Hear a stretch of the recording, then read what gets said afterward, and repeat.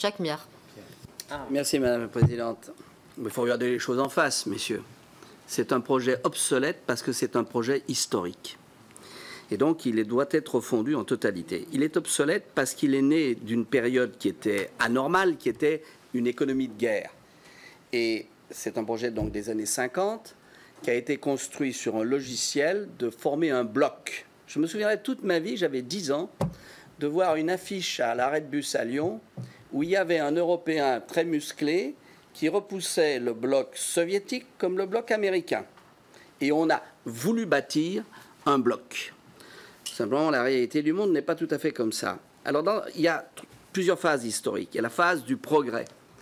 La phase du progrès, c'est celle qui fait tomber les chauvinismes économiques et qui ouvre effectivement les frontières des États. Ça a été un progrès gigantesque, de 58, on va dire, à 84 à l'acte unique. Puis ça stagne, et puis comme toute organisation humaine, c'est la chute. Et nous sommes aujourd'hui dans la chute, car le logiciel qui a prévalu, ce logiciel est totalitaire. Je m'explique, il est holistique, il n'est pas totalitaire comme la dictature du prolétariat, mais il veut tout contrôler.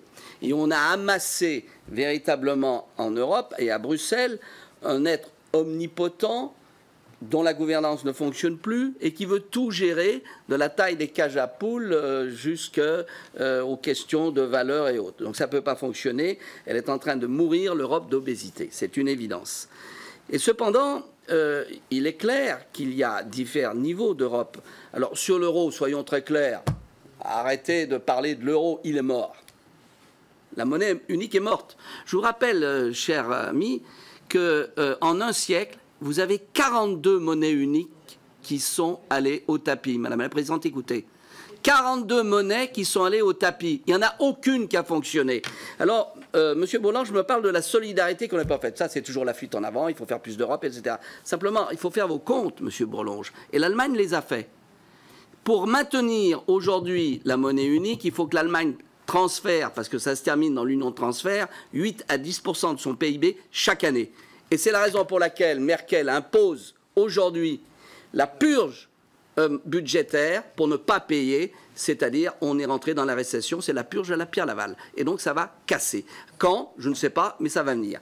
Et il faut quand même regarder les choses en face. Alors, cela étant, un instant, Madame la Présidente, parce que si on peut parler en commission, il y a autant rendre son tablier. Alors, maintenant, je vais vous dire très clairement, j'ai une formule, c'est que je crois que l'Europe est une nécessité et l'Europe n'est plus une nécessité. Je crois qu'effectivement, il faut distinguer entre ce qu'est la coopération, qui est nécessaire pour les États européens, mais qui ne doit pas devenir un intégrisme. Parce qu'effectivement, Monsieur Bourlange, la mondialisation est passée par là. Et nous ne sommes plus dans un isthme étroit qui est véritablement replié sur lui-même. Ce ne sera jamais un bloc. Et nous devons effectivement coopérer avec le monde entier. Et c'est là où ça ne va plus. C'est que le logiciel européen est une entrave à la coopération internationale car nos intérêts sont différents de celles des Finlandais, des Allemands ou autres. Et c'est la raison pour laquelle, oui à la coopération, non à l'intégrisme. Merci. Alors après l'Europe selon Miard.